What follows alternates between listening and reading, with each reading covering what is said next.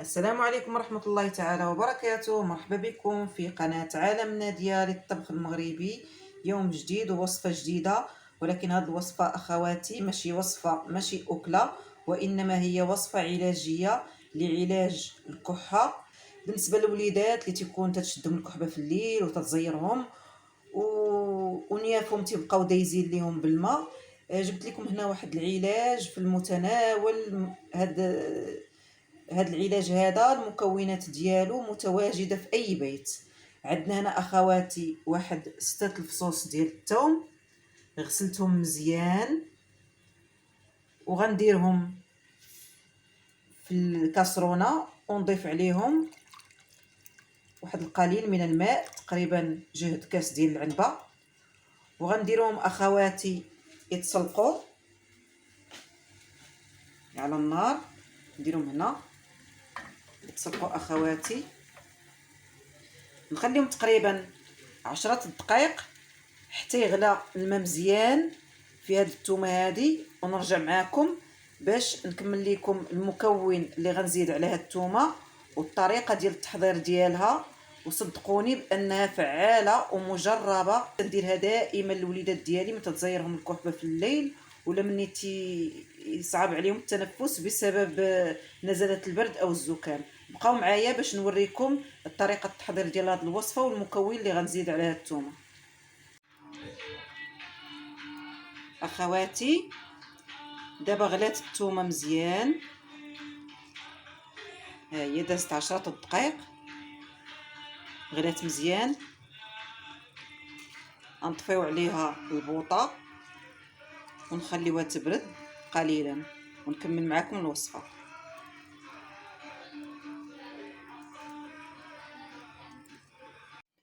من بعد اخواتي ما بردت الثومه غنقيوها كيف ما تتشوفوا، ها هي غير جريت جلفه جرات تتنقى بكل سهوله. نحيدوا ليها هذا الراس بالموس، نحطوها في الكاسرونه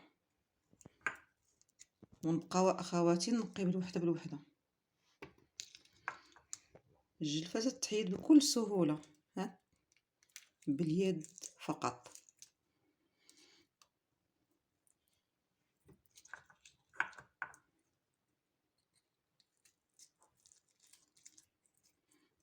كيف ما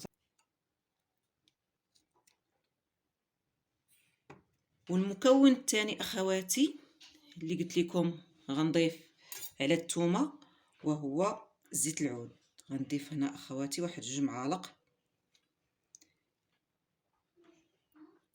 تاع زيت الزيتون، 2 معالق كبار غنزيدوهم على الثومه.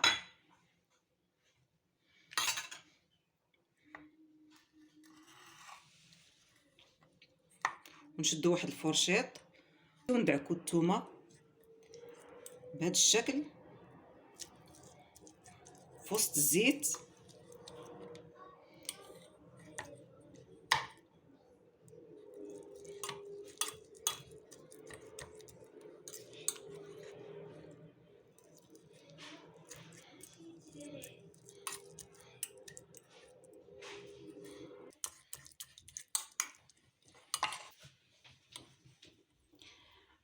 هانتوما اخواتي دابا الثومه بقيت كندعكها مزيان بالفرشيط حتى ولات بحال الكريم، على شكل كريمي.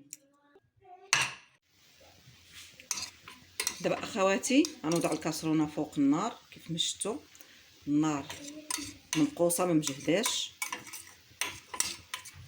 ونبقاو نحركوا في الثومه والزيت حتى يسخن الزيت ديالنا جيدا ويتفاعل مع الثومه. كيف ما كنعرفوا كيف ما قلت لكم اخواتي، الثومه تعتبر مضاد حيوي مزيانه للجسم ديالنا، وبالخصوص الاطفال من الاحسن مره نديروا لهم وصفات طبيعيه بحال هذه ونقصوا لهم شويه من الادويه.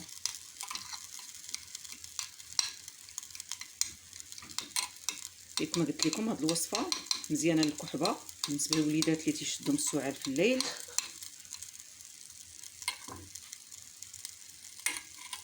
حتى الدفا، وممكن الاطفال يقدروا يتناولوها. ما نعطيوهاش ليهم سخونه بزاف وما نعطيوهاش ليهم بارده، يعني تكون في درجه حراره معتدله، تكون دافيه، ونعطيوها للاطفال ديالنا.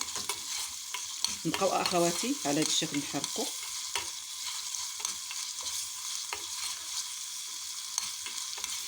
تقريبا كنحسوا بان الثومه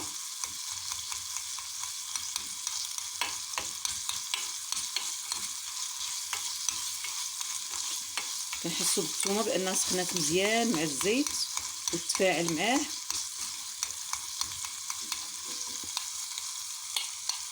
حاولوا اخواتي تبقاو تحركوا باش ما تحرقش ليكم.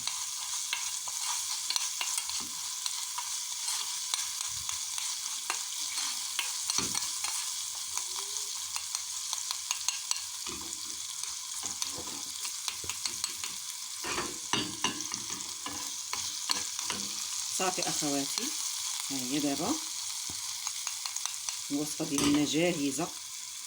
نطفي عليها الغوطه.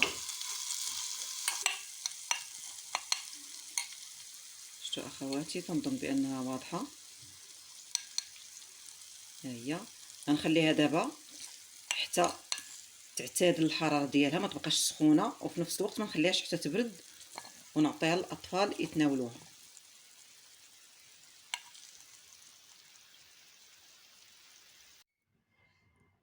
هذه هي الوصفه اخواتي اللي تتكون من الثوم وزيت الزيتون. تديري الكميه اللي بغيتي ديال الثومه. انا بالنسبه لي درت 6 الفصوص ديال الثوم حمر مع 2 معالق تاع زيت الزيتون. وصفه فعاله جدا لعلاج السعال اللي تيشد الوليدات في الليل.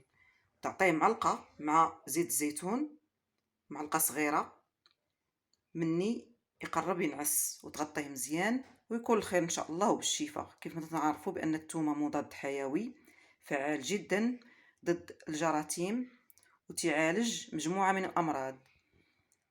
نتمنى هذه الوصفه تجربوها وما تبخلوش على وليداتكم بها، لان وصفه مجربه.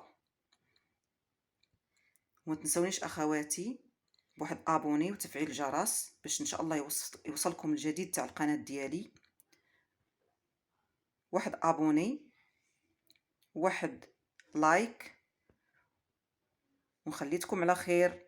والسلام عليكم ورحمه الله تعالى وبركاته.